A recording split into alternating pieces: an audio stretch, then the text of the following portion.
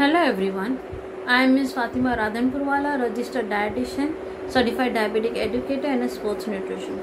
In the series of Know Your Food, I am going to talk about the most important electrolytes, sodium and potassium. Sodium and potassium are responsible for maintaining homeostasis in our body and thus maintaining the body fluid balance. Kidney is an organ which finely tunes in between to maintain the body fluid balance. As we all know, if our diet is high in sodium and low in potassium, it results in hypertension. So let us discuss each electrolyte individually so that we get to know the role of each electrolyte in our body, and also we will look upon the foods which are beneficial to maintain the balance. First, let's talk about sodium. Sodium is situated in the blood and the fluid around the cell, and thus sodium is a key electrolyte which maintains the balance in the fluid. Secondly, the sodium is only obtained through the food we eat. Thus, it's most important to check out what food we are eating and what we are avoiding to maintain the sodium level in our body. It is excreted through kidney via urine and sweat. The normal level of sodium in a body is 135 milliequivalent to 145 milliequivalent. If the sodium level in the blood is less than 135 equivalent, then it is called hyponatremia. Causes for the hyponatremia could be excessive water intake, excessive loss of electrolyte via vomiting or diarrhea. Also, few drugs are also responsible for causing hyponatremia. The signs and symptoms you could see for the hyponatremia is headache, nausea, loss of energy, muscle weakness. So these are the symptoms you can check upon.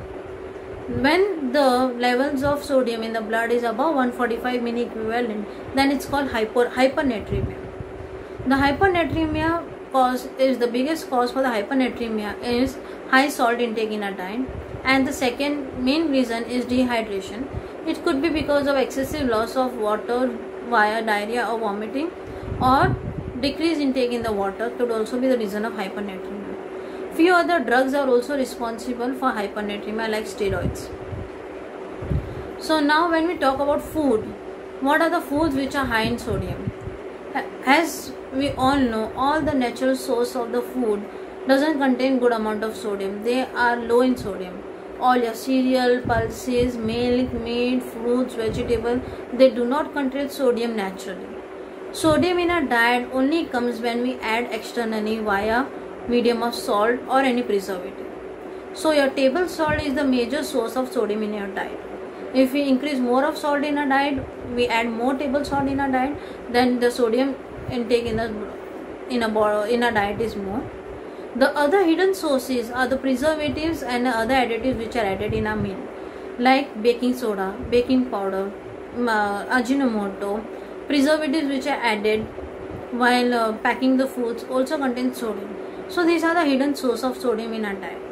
To check upon the sodium contained in the packed and processed food, we should always check the food labels which are there on the food. So that will help us to maintain, to keep a check on a sodium level, sodium intake in our diet. Let's talk about potassium. Potassium is situated in the cell and is the most important electrolyte for the functioning of nerves, muscles and heart.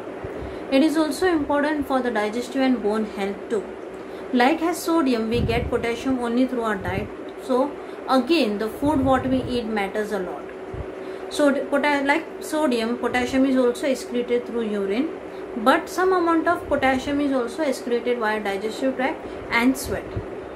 The normal level of potassium in a body is 3.5 to 5.2 milliequivalent per liter. But when the potassium level goes low by 2.5 milliequivalent in a blood, it is called hypokalemia.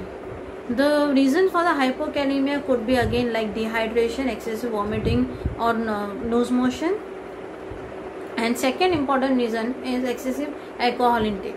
If we have excessive alcohol intake, it results in hypokalemia.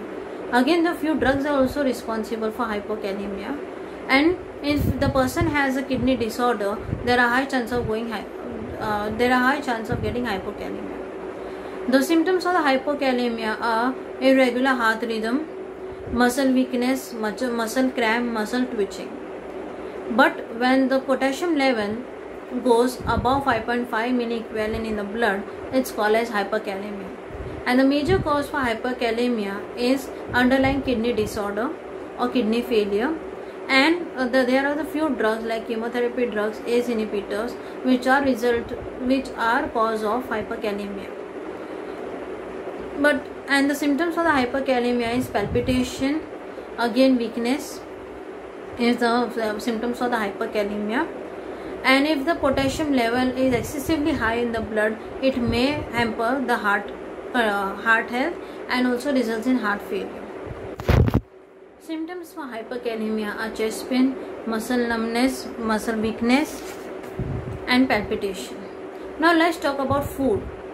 Most of our food which are naturally available are high in potassium. So all your fruits generally are high in potassium. So you can name it banana, mango, or sweet lime, grapefruits.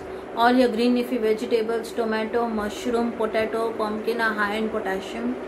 Also, most of your cereals are high in potassium. Milk, meat are high in potassium. So most of your foods are high in potassium. Whereas there are few fruits which are barely low in potassium, which can be included in a diet if the person has a kidney disorder.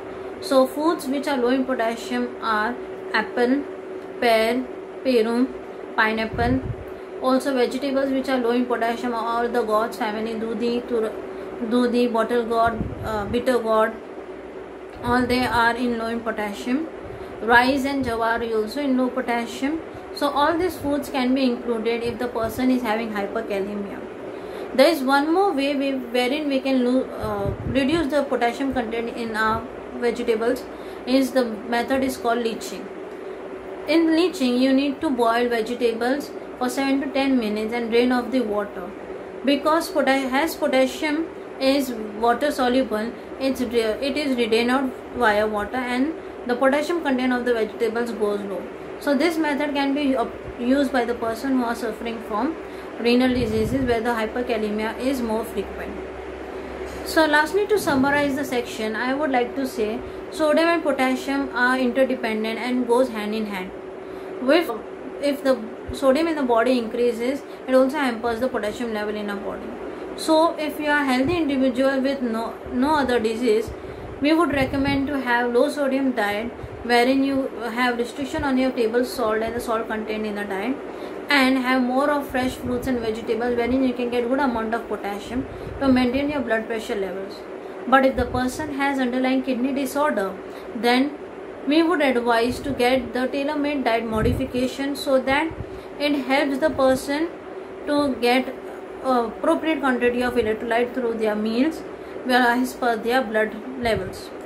Also, I would like to add upon, many a time people substitute salt with the low salt or Luna salt. As I would like to add up one thing, that Luna salts are again high in potassium. So substituting salt is also not a better option. Better is to consume low salt. Thanks for watching video.